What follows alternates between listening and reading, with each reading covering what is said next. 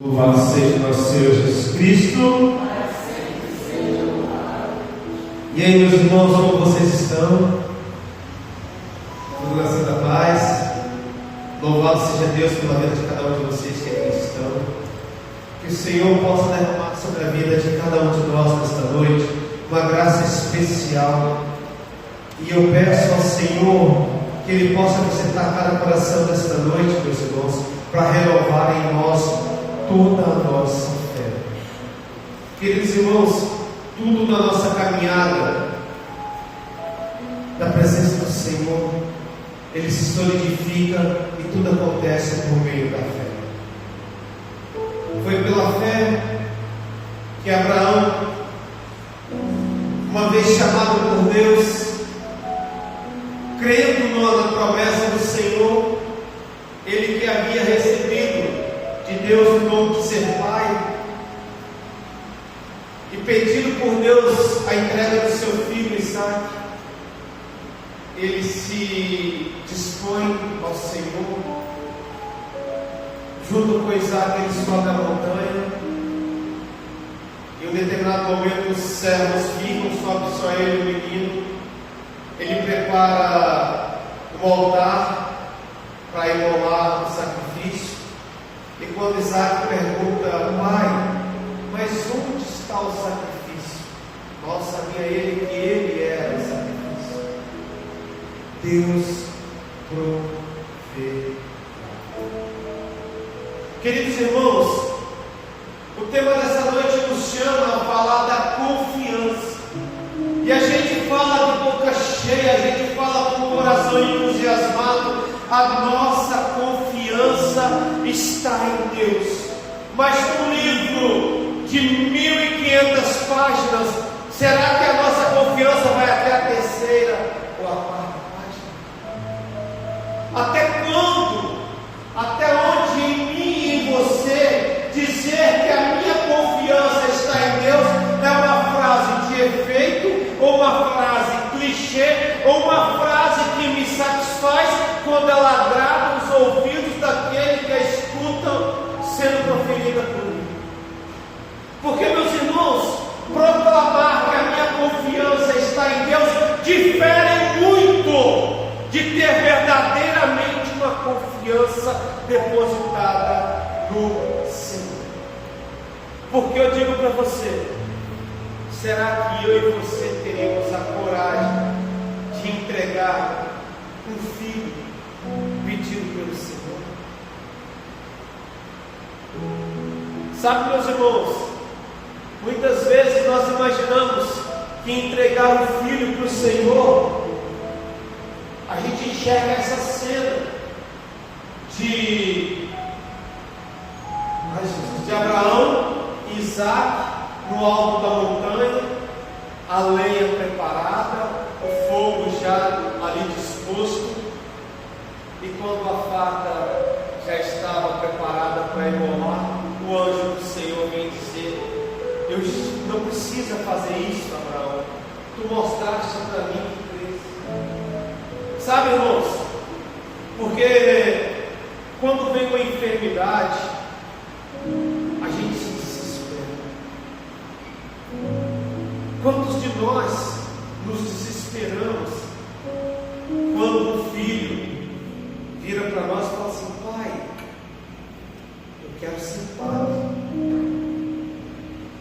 Aí você só tem aquele filho, fala: ai Senhor, como vai ficar a minha posteridade, como vai ficar a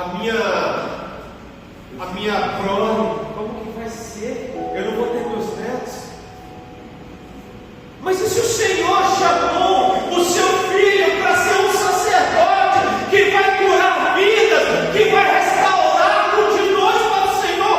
Meus irmãos, nós precisamos crer que tudo que o Senhor faz na minha e na sua vida é o melhor.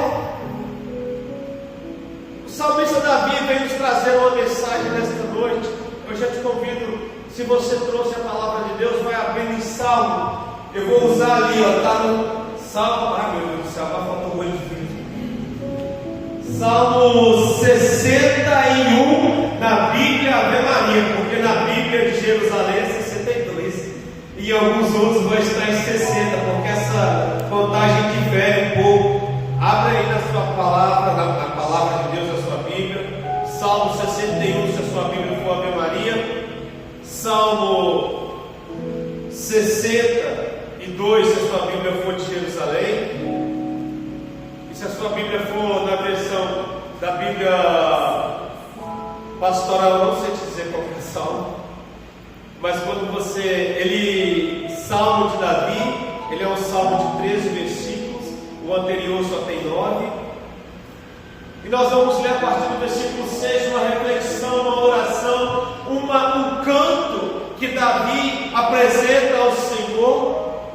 Este homem que, segundo a palavra, a palavra descreve Davi como um homem segundo o coração de Deus, um homem escolhido pelo Senhor, um homem que confiava tanto em Deus que um dia, sendo perseguido por Saul,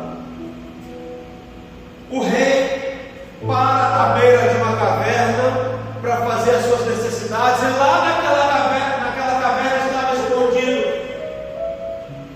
Davi e os seus soldados, e o rei entra sozinho no momento da sua privacidade, e o soldado diz assim: Deus te entrega o teu inimigo nas tuas mãos.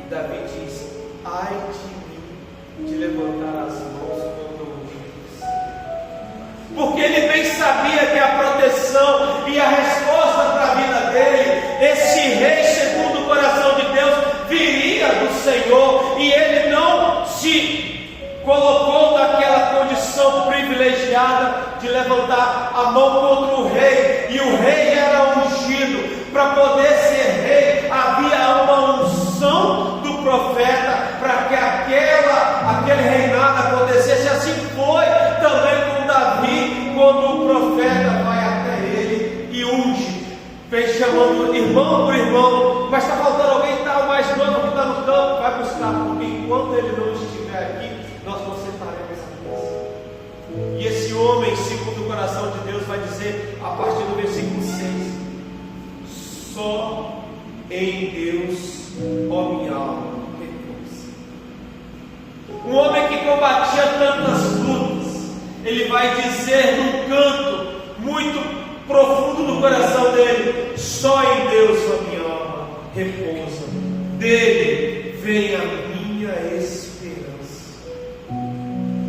Só Ele é minha rocha, minha salvação, minha fortaleza.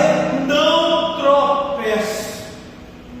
Em Deus está a minha salvação e a minha glória. Em Deus está o meu forte rochedo. Queridos irmãos, nós lutamos todos os dias pelo pão de cada dia, nós lutamos pela nossa saúde, nós lutamos pelas necessidades temporais da nossa casa, nós lutamos pelo emprego que nos foi confiado, nós lutamos por tantas coisas. E eu te pergunto, quanto nós temos lutado pelo reino? Porque só em Deus está a minha salvação.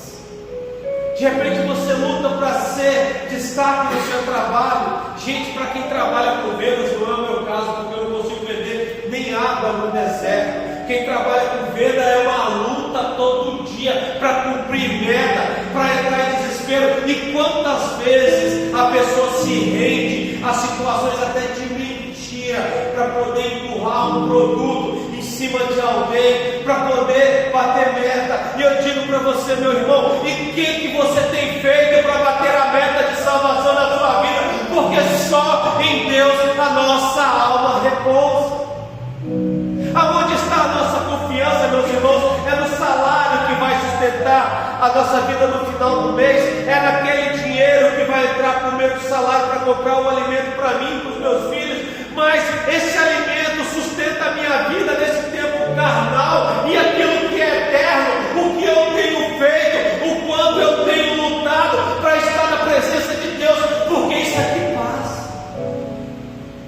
Isso aqui passa. Olha o que o salmista diz: em Deus está meu abrigo, confiai nele. Versículo 9 diz: confiai nele, ó povo, em qualquer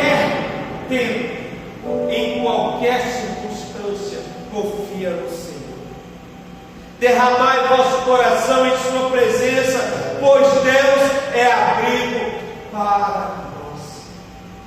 Sabe, meus irmãos, que veja que o profeta vai colocando situações que ele vai descrever o Deus como essa fortaleza, como o abrigo, porque em Deus está a nossa segurança.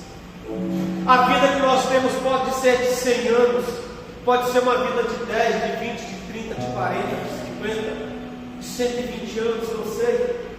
Mas o que é 200 anos de vida perto da eternidade que temos para passar na presença do Senhor? Eterno é aquilo que não tem fim. E a nossa vida é limitada, ela é contada por anos. E aquele que está na presença do Senhor vive a eternidade ao lado daquele que era, que é e que sempre será.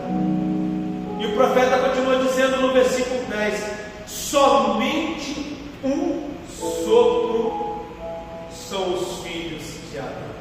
O que somos nós não um sopro.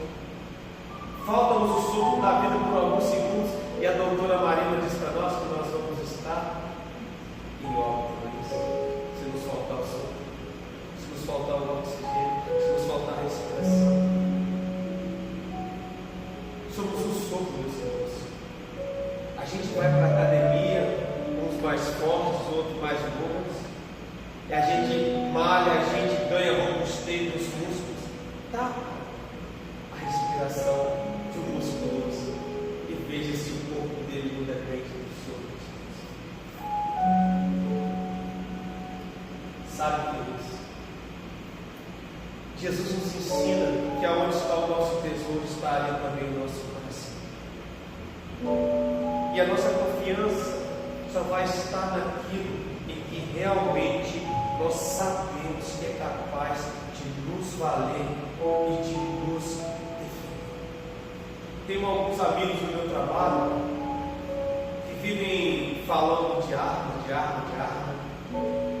Eu não largo da minha arma, eu não largo dela, porque onde eu vou ela tem que estar comigo, ela dorme do meu lado, porque em qualquer circunstância eu tenho como me defender.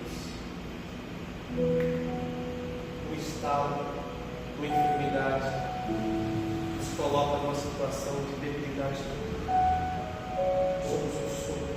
É o profeta que diz: não passamos disso. Ele continua: apenas mentira os homens, os filhos do homem. Se subissem na balança, juntos seriam menos que um sopro. Entende? A melhor parte está comigo. Nesse mundo não passamos do sopro. O sopro de Deus em nós. Porque Ele disse que Ele modelou do barro do homem a sua imagem e semelhança, e nas suas narinas Ele soprou o sopro da vida. E eu pergunto para mim e para você: aonde está a nossa confiança? Quem pode te valer?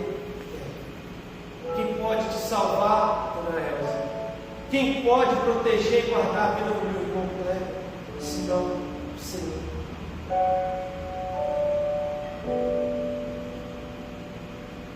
Não confieis na opressão, nem vos iludais com o roubo. Quando vossa riqueza prospera, não ponhais nela o vosso coração. Deus falou uma vez, e 2 vezes eu ouvi. Isto: a Deus pertence a força, e a ti, Senhor, pertence o amor. E ele continua dizendo: e isto, quanto a ti, pagas o homem segundo as suas obras. Amém? Sabe, irmãos, a gente, que é natural de nós mesmos, às vezes nos deparar com algumas situações que nós achamos que nós podemos fazer. Nós achamos por vezes que nós podemos proteger, nós achamos por vezes que nós podemos edificar, nós achamos por vezes que nós podemos construir. Mas eu quero dizer para você: se Deus não edifica uma casa, e não trabalha aqueles que nela constroem. Por que eu digo isso para você? Por mais força física, poder político, poder financeiro que alguém tenha, você pode construir a melhor casa, mas se não houver a presença de Deus, ela nunca vai ser nada. Você pode combater muitas e muitas guerras, mas somente Deus pode te dar a vitória principal, que é aquela que Cristo alcançou para mim e para você no alto. Porque eu e você, meus irmãos, somos cidadãos que foram criados para a adoração eterna do Senhor. Nunca foi projeto de Deus que eu e você vivêssemos esse mundo de sofrimento. Sempre foi para a glória de Deus. Nós estávamos destinados a viver na presença do Senhor. Nós estávamos destinados a viver junto com Ele na brisa da tarde, passeando junto com o Senhor, glorificando a esse Deus, esperando da glória majestosa de Deus, até que nós, por meio de uma decisão indevida, nós nos deixamos levar pelo pecado, e neste pecado derramou sobre nós aquela condição de vivermos a situação de morte, porque havia sido advertido pelo coordenador: não comerás do fruto, porque se dele comer, indubitavelmente morrerás. E a morte entrando no mundo, entra também o projeto salvífico de Deus. E quando todos os sacrifícios não mais serviam, o Filho de Deus, como um cordeiro perfeito, o único sangue capaz de redimir a mim e a sua vida, se entrega por inteiro no alto da cruz, porque eu e você somos cidadãos que Deus quer na Assembleia dos Justos, adorando pela eternidade. Por isso, meus irmãos, independente do que fizermos, façamos pelo Senhor, porque tudo que construímos nesse mundo tem um tempo muito curto no nosso poder, mas aquilo que construímos na eternidade, por toda a eternidade no Senhor, é para a eternidade. Ponhamos em Deus a nossa confiança, meus irmãos, porque o profeta Jeremias ensina assim, capítulo 17, versículo 5: maldito o homem que põe a sua confiança.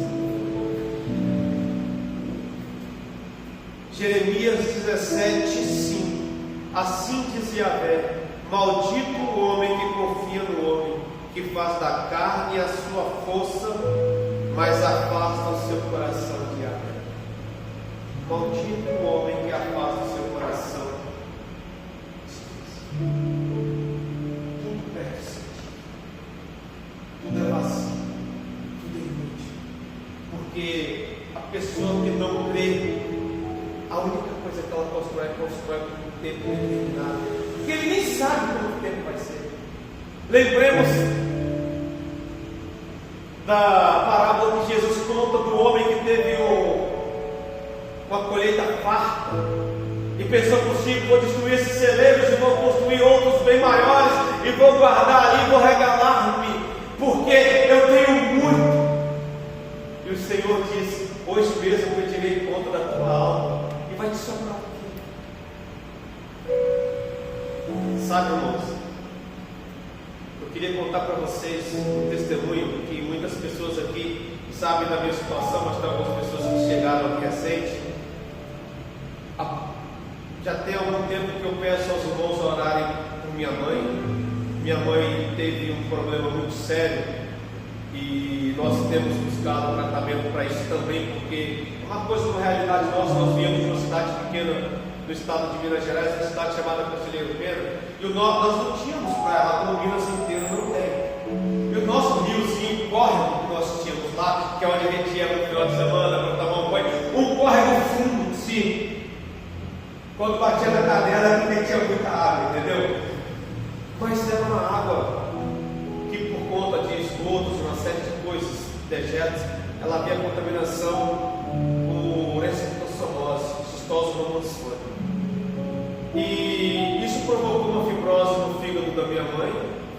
foi diagnosticado com uma cirrose medicamentosa, mas provocada por essa questão do ovos de xistose. Eu também estou fazendo um tratamento porque foi detectado em exames resquícios disso também em mim, porque também me doei naquelas áreas. Em suma, a minha mãe precisava fazer um transplante de fígado e ela fez. E ela está bem, graças ao bom e amado Deus. Mas no momento que a gente esperava por aquilo, em alguns momentos de conversa muito particular, eu nunca vi minha mãe abatida, nem triste. Sinceramente, foi um testemunho maravilhoso, porque ela disse: filho, ela falava para filho, não, se for minha hora, eu confio em Deus que está. Não se preocupe com isso. Se for da vontade dele, esse fígado vai aparecer e eu vou sanar. Mas se for da vontade dele que eu vá, eu quero estar ao lado dele. Aquilo me dava um desespero. Meu Deus, será que eu vou perder minha mãe? E em outro momento eu falava: Senhor, quanta confiança dessa mulher. Sabe? É essa a confiança. Porque imagina uma pessoa. Feche os seus olhos e imagina agora comigo uma pessoa que construiu muito, que tem muitas posses, tem muito para poder usufruir, tem um casarão, tem aquele carro que o Mateus teve ali na visualização e muito mais, ela tem avião, ela tem tudo, e de repente chega um diagnóstico de câncer de mistério. De repente, na cabeça daquela pessoa, meu Deus, eu trabalhei tanto para construir isso. Meu Deus, não, eu trabalhei tanto para construir isso, não é justo comigo. Depois de tanto esforço para alcançar isso, eu não vou usufruir, vai ficar para outros usufruírem. Mas aquele que confia no Senhor pode ter um rei à sua disposição. Ele bem sabe que a melhor parte ainda está. Lembro-me agora, para finalizar, da última pregação do saudoso Padre Léo, Osana Brasil, de 2006, salvo engano. 5, a Água estava grávida, não pôde, foi algo nesse sentido. Ele, cadeirante, sentado, muito debilitado, falando de dificuldade. Ele falava do testemunho de vida dele, da dificuldade que ele teve para escrever o último livro que ele escreveu, Buscar as Coisas do Alto. Mas em um momento havia laços para essa palavra. Havia uma doce consolação que só o Espírito Santo dá àqueles que sabem em quem colocar. Ele glorificava a Deus nas dificuldades dele, meus irmãos. E quantos santos e santos nos testemunham isso, essa necessidade que ainda em meio à dor, glorificar aquele que é o Senhor de todas as coisas, porque a nossa confiança está em Deus, a nossa confiança não está no homem, a nossa confiança está naquele que pode nos salvar a alma, não está naquele que pode nos dar mais um dia ou um segundo de vida, não. É para a eternidade, meus irmãos. O nosso chamado é para a eternidade. Gente, nós temos uma família aqui constituída, e agora está chegando Maria Tereza.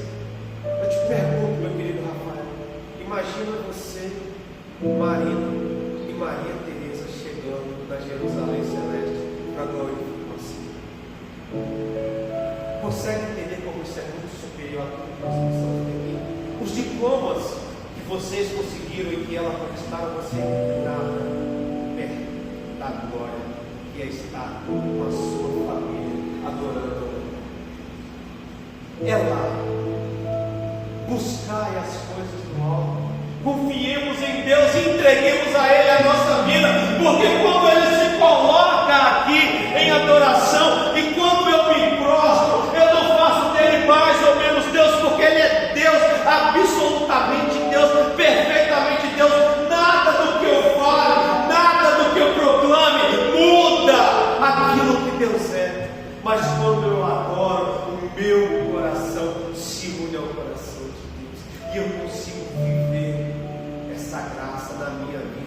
ainda nos dias atuais. Eu vou dizer uma coisa para você: comigo ou sem a minha presença, Deus é Deus. Com Deus eu sou mais forte, sem Deus eu sou fraco. Porque ainda que eu vença nesse mundo, eu não conseguiria alcançar aquilo que é promessa de Deus para mim. E eu termino a pregação de hoje com um fragmento do parágrafo 2086 do Catecismo da Igreja Católica, que diz assim: com efeito, quando se fala de Deus, fala-se de um ser constante, imutável, sempre o mesmo. Nada do que eu faça, do que eu fale, do que eu execute, mude a condição daquele que é imutável, sempre o mesmo, que existe desde antes de todas as coisas e existirá depois de todas as coisas. Fiel, perfeitamente justo. Daí decorre que nós devemos necessariamente aceitar as suas palavras e ter nele uma fé e uma confiança plena. Ele é todo-poderoso, clemente, infinitamente inclinado a fazer o bem. Quem poderia deixar de pôr nele todas as suas esperanças? Te convido agora, feche seus olhos por um instante e escute essa canção. É uma canção antiga, linda, que mexe muito com o meu coração, e eu espero que ela possa alcançar também profundamente o meu coração. Só em Deus o repouso encontrei, só em Deus achei abrigo. Ele é rocha firme e amor, Ele é meu grande amigo. Ele é Jesus, meu Salvador. Jesus, meu Rei e Senhor, eu sei. Ele é Jesus, meu Salvador. Jesus, meu Rei e Senhor. Só